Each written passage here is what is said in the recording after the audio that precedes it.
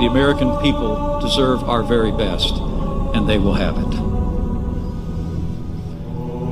As the President will discuss in further detail in the days ahead, the United States Space Force will strengthen our security, it will ensure our prosperity, and it will also carry American ideals into the boundless expanse of space.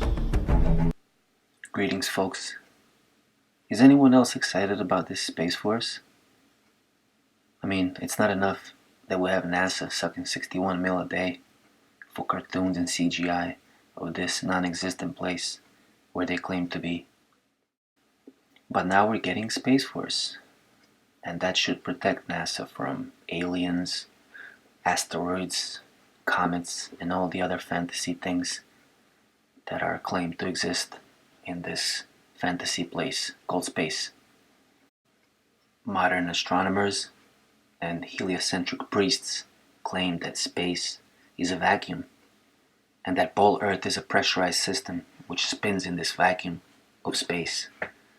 Don't ask how. Cognitive dissonance is not a problem for these people.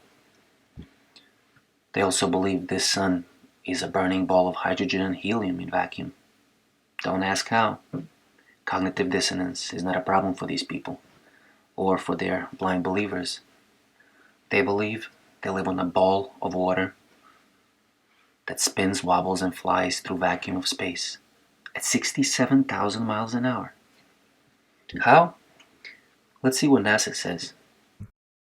Our life support systems provide a properly pressurized atmosphere with the right amount of oxygen. It scrubs carbon dioxide from the air, it keeps the temperature in a comfortable range, and provides fresh water and light and everything that we need for good hygiene. Hence, the sweet smell of the air. While I was on the International Space Station, I felt a lot like a bridge builder, helping to pave humanity's path to Mars. And there you have it, folks. NASSholes just told you you live in a pressurized system. But they want you to believe you live on a ball. Pressurized ball in vacuum without any physical barrier in between. That's one thing they forgot to tell you. Every pressurized system requires a container. You cannot live on a spinning ball that has air and gases on it, suspended in the vacuum. It's impossible. Second law of thermodynamics cannot be violated. No natural laws can be violated. A spinning ball in vacuum violates every natural law out there. And this ISS stupidity? Folks, this ISS stupidity is just there to mock you. It's just a way to show you where your money is being dumped. So you have something concrete to look at, like, oh, where's my money? There's your money. This is what you're paying for. 61 mil a day. You're paying for this to these people. Pseudoscientists, charlatans, magicians, robbing you blind while you believe you're on a ball.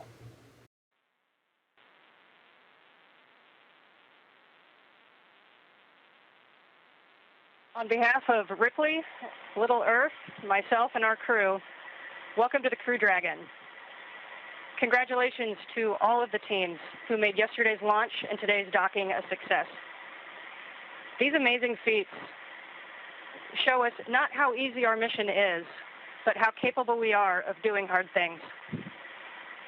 Welcome to the new era in spaceflight.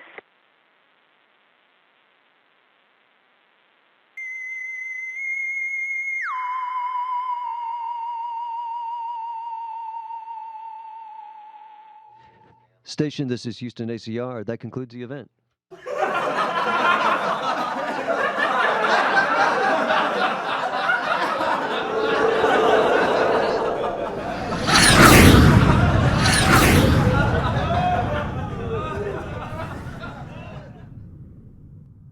Hi, welcome to the International Space Station and welcome to the first tennis match in space. I'm here with my crew members, Ricky and Serena, and we're going to demonstrate tennis in space, and we hope you enjoy it. Mouth-breathing monster licking his lips. Alright, folks, so do you get the insanity of this thing, ISS? And how stupid this is? and how much money they're taking to fool you, to mock you in your face? Wait. So, all you space believers out there, NASA fanboys, heliocentric fundamentalist fanatics, next time you ask yourself, but why would they lie to me? That should be the first and most important proof that you cannot use your mind. Anyone who has to say, but why would they lie to me, before they're actually examine the presentation, what's being presented to them, and their own reality, is mindless. That should be number one proof that you are mindless. When somebody points something out to you, and your first response is, why would they lie to me? It's a proof that you are unable to think. That's it. Space is fake, doesn't exist. ISS does not exist. It's just a studio where you're being mocked and robbed. And that's it. If you believe in space, you're insane. If you believe you live on a pressurized ball Earth that flies through infinite vacuum of empty space at 67,000 miles an hour, And we're here today you are at insane. the 2018 ISS Tennis Open with Commander Drew Feustel and Assistant Commander Ricky Arnold. It's assistant to the commander. Yes, I see. Same thing, really. Congratulations on your win today, gentlemen. How do you feel? I feel good. I feel a little bit winded. It was a difficult match, and playing in microgravity is tough. Do you feel like all your long hours of preparation have paid off? I do. We practiced for weeks and weeks for this match, and we've tried very hard to keep our fitness level up, and I think that was important today for the win. And what would you, if you had a message for all the kids out there today watching, what would you tell them? I would tell them to stay fit and stay focused on their dreams and their goals and shoot for the stars. How I wash my hair.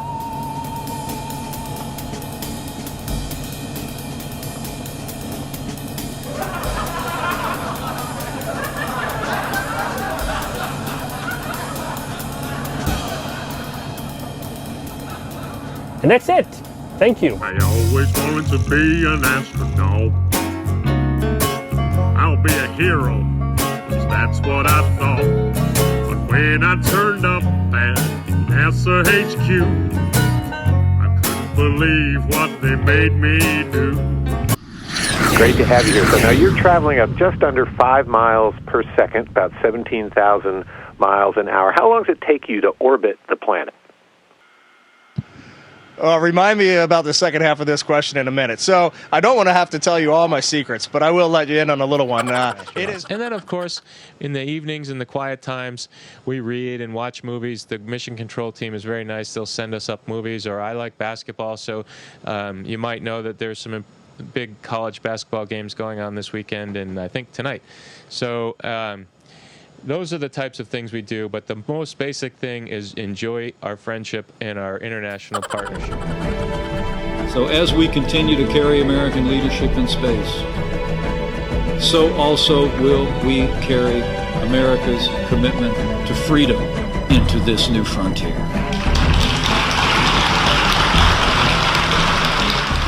So there you go, folks. On top of NASA, $61 million a day. We're gonna probably get another budget for the Space Force to protect us from 19 aliens that could possibly hijack the imaginary ISS, slam it into one of the space balls in the non-existent place called space, and other space balls would pulverize to dust, of course, because also powerful 19 aliens. And that's it. Keep believing in space balls and Space Force and NASA. Keep believing you're spinning in a vacuum. Or wake up to a new reality. Space is fake, Earth is flat, it's not spinning or moving. Until next time, I'm Vlad on Flat Earth. Peace out.